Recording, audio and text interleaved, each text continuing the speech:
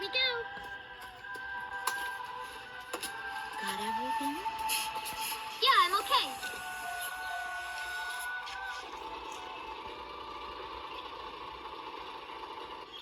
Here, honey. An offering for the king. See you later, Mom.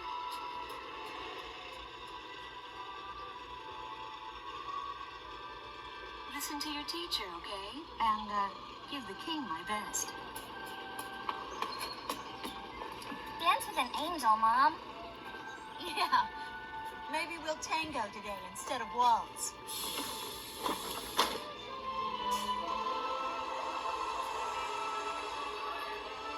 That's our way of saying goodbye. My husband is an Air Force pilot and refers to fighter planes as angels. When he'd go on a mission that kept him away from home, I'd tell him in frustration to go dance with his angels. Matilda grew up hearing this, and now she uses it all the time. There's a nice view of the King's Bridge from our house. That iron giant is the pride of Grace Maria, our capital city. In the old quarter of the city beyond the bridge, you can make out an ancient castle, which is even more famous than the bridge. My daughter Matilda is going there on a field trip today.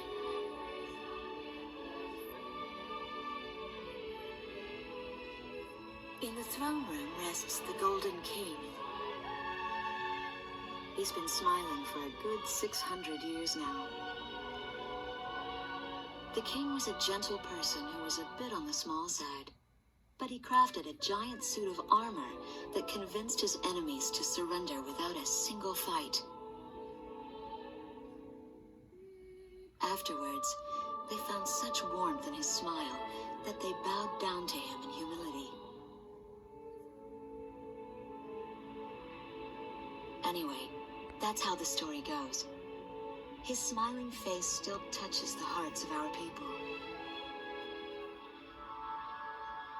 The very face my daughter and the others got on a bus to see this morning. Ocean? The castle that sounds much like my own voice from afar. I feel as though the Golden King's gentle smile is moving farther away from me.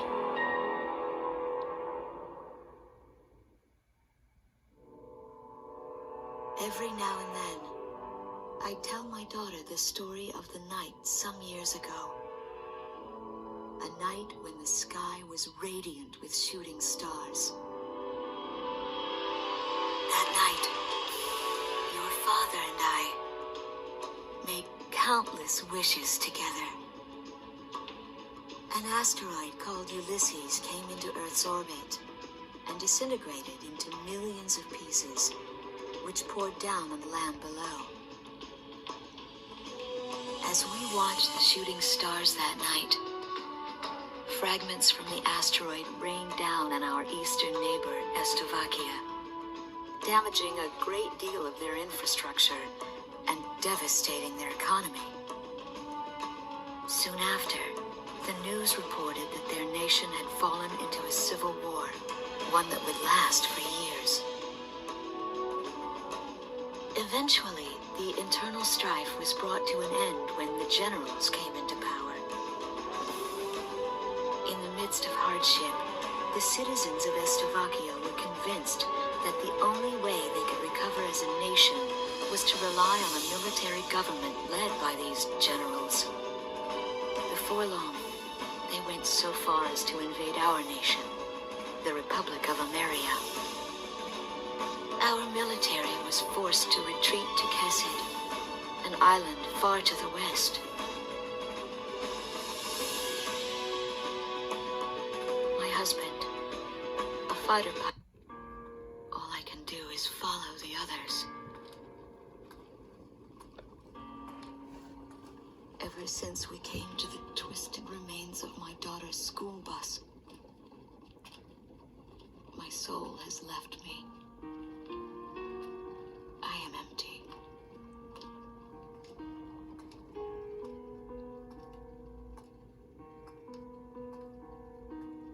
Some of our tanks are parked at the approach to the bridge.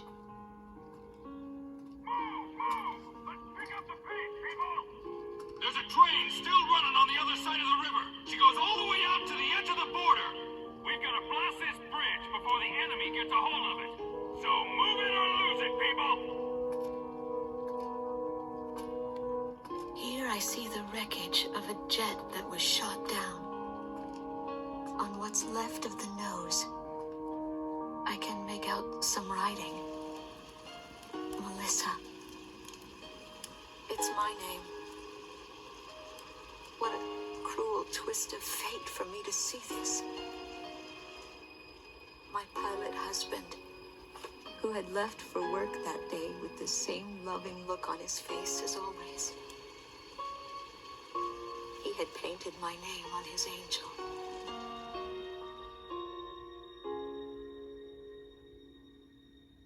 I go into the crowd on the train and endure 2 weeks of pure hell before finally ending up at a refugee camp at the border.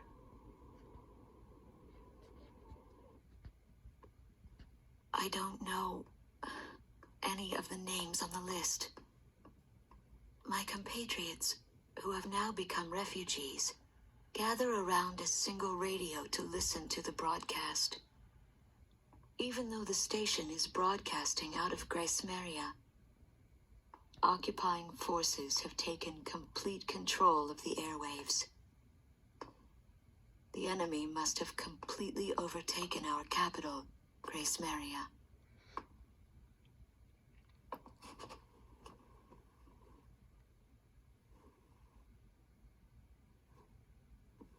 And although newer parts of the city have suffered considerable damage, the castle and a significant section of the old quarter have escaped relatively unscathed. The castle's okay. However, Thank God.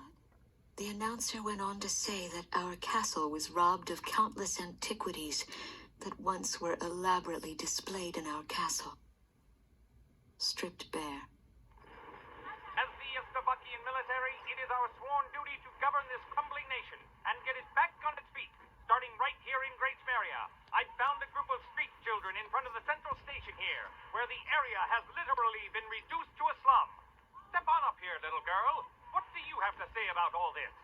Go dance with the angels, mister. My ears were not deceiving me. That voice belonged to my daughter, Matilda.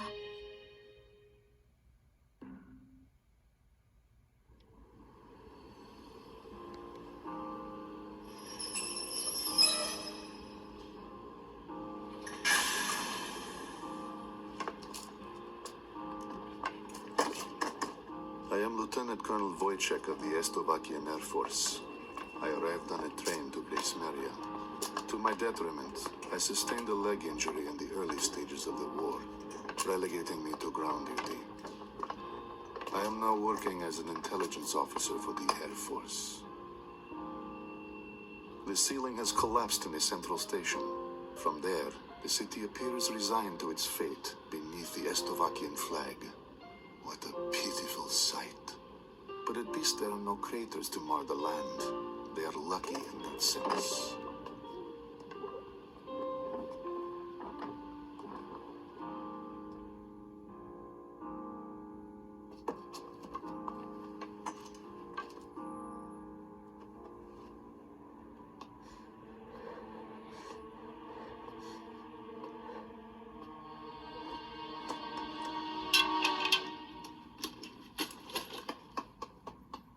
Go dance with the angels.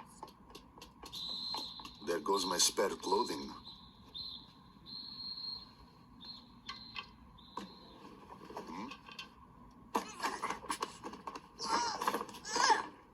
They will not be so lucky with these documents. What a miserable city this must be, with their children in such a state.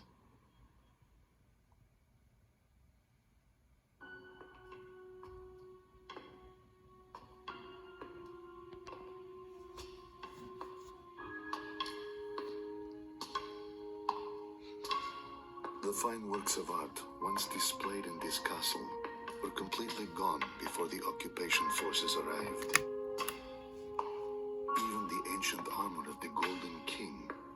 collective heart and soul of the city's people, along with the crown, have disappeared without a trace.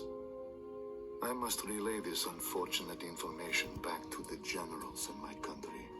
They were quite fond of those antiquities.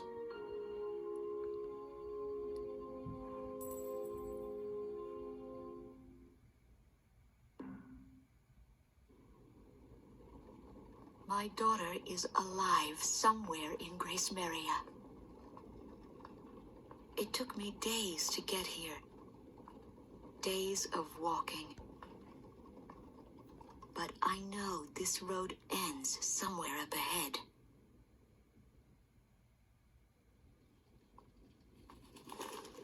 There was no need to think about how to cross the river. Didn't that soldier on the tank say they were going to destroy this bridge before the enemy came?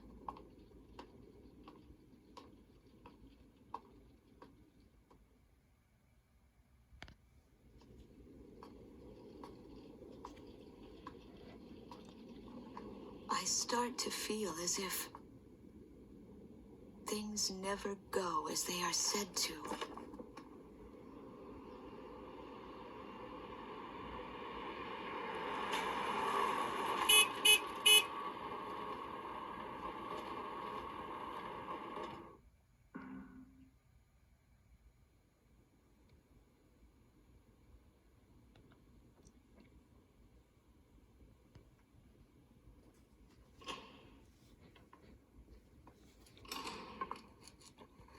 This guy's up next, huh? Hope he's happy with my name, rank, number, and birthday. 'Cause that's all he's gonna get out of me. He's all skin and bones, with eyes like a hawk. But that badge, and the cane. Old Hawkeyes here must have broken his wings in combat. Hey, look at me. I'm no different.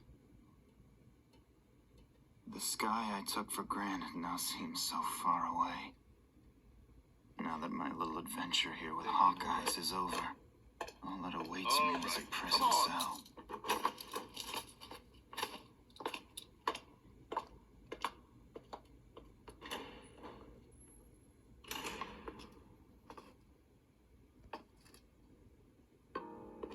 These prisoners have lost their will to fight. The American military administration is broken. They have nobody in power to provide the support they need. It's only a matter of time before they collapse. Our post to the Iron Bridge was shot to hell by enemy aircraft. Those ever so helpful choppers were nice enough to wait until the last second to come bail us out of that death trap. The three of us are all that's left of our company.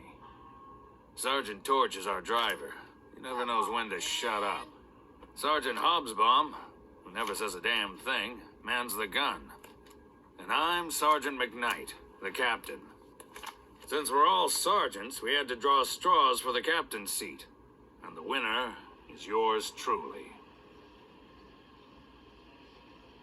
I'd live sweet and easy on this island for the rest of my days if I could. The Flyboys, on the other hand, are workaholics. They drove a whole mess of enemy troops off this rock. And that's why we're holed up in this damn landing ship playing five-card stud. I don't know what those Flyboys are trying to pull, but this is the worst landing operation I've ever heard of.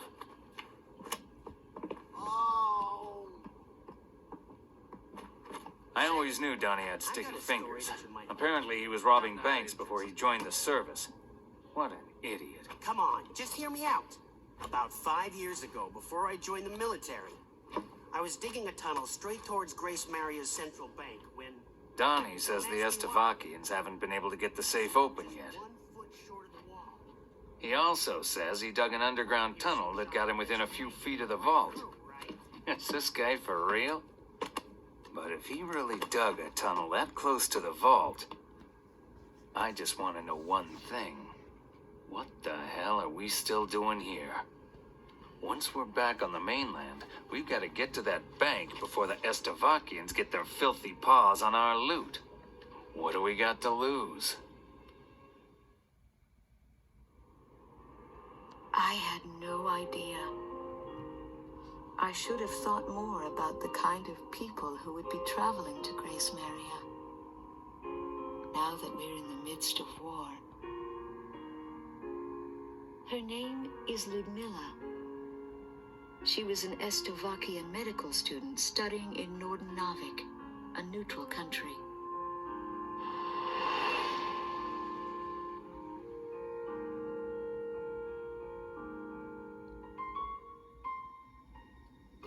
Her boyfriend is a soldier in the Estovakian military. She firmly believes that going to Grace Maria will somehow reunite them. It took a long time to get even that much out of her. Most of the time, she hardly says a word. We're certainly an odd pair of travel companions. Two women, hopelessly in search of their loved ones.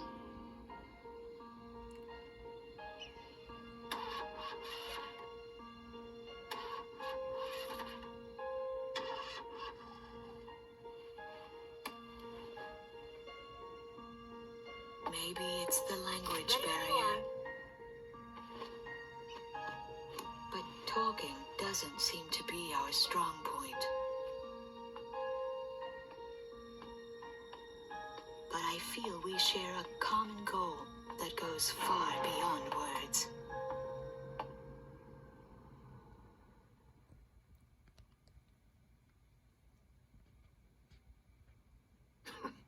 Who does this guy think he is? No way we'd ever lose to a bunch of guys like this. Enough already. Take him away. Lieutenant, I got a little piece of advice for you. Go dance with the angels. Come on! Except I'll bet you couldn't dance your way out of a paper bag.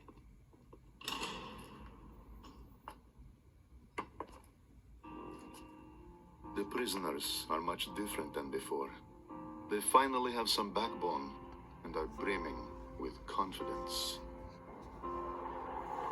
It must be that pilot they're all so fond of that is fueling the fires. Apparently, he fought his way through insurmountable odds to help his fellow soldiers.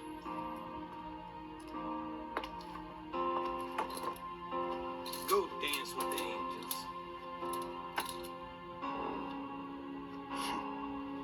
Another defiant one.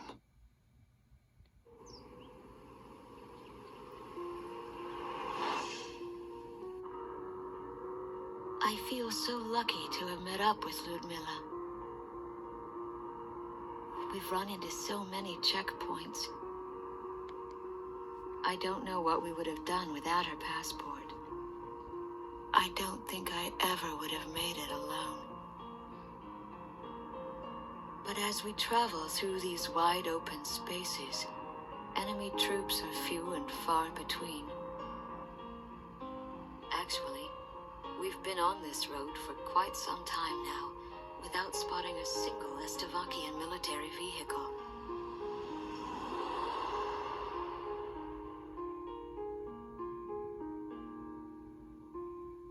It looks like our luck has just run out.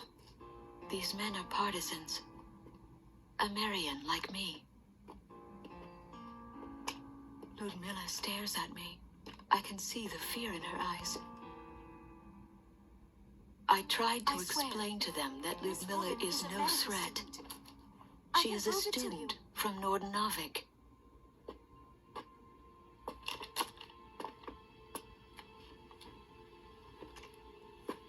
But I've never been much of a liar. She definitely speaks the language, but with a thick Estovakian accent.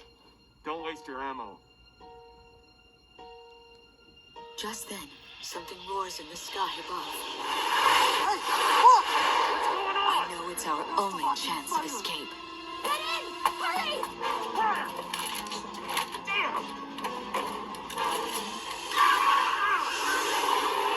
On the battlefield, you have to put luck aside and take what you get, good or bad. My fellow fellow countrymen were killed instead of me, and that gives me an eerie sense of relief. But now I've got to accept the fact that I'm the next target. It's time for me to dance with the angels. Our car has died directly under an aerial battle.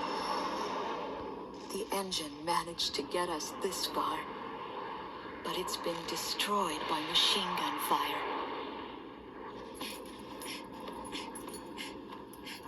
This pilot is from Ludmilla's homeland. She asks the crashed pilot about a name, asking if he has any information, but the pilot takes a turn for the worse. Just before all this, he seemed to be mumbling a name. Garuda. He's the one that shot me down.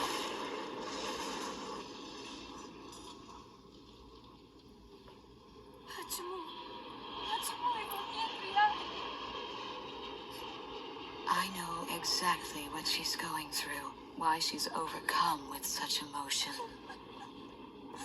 My husband could have very well ended up like this. And now I know. The one she loves is a pilot as well.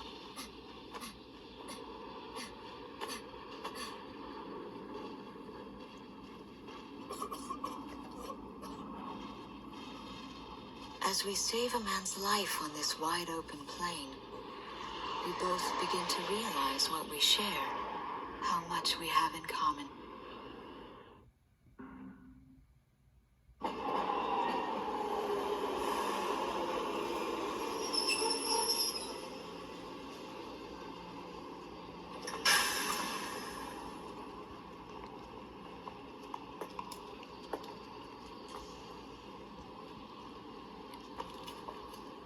Lieutenant Colonel. This man was once a pupil of mine. Many years have passed since then, but Lieutenant Commander Pasternak still has that same spark of confidence in his eyes he had as a young man. Glad to see you are looking well. He was brought here to help us You turn too. the war in our favor. Now that he has been promoted to captain of the Strigan team, he is sure to be a thorn in the side of the American military.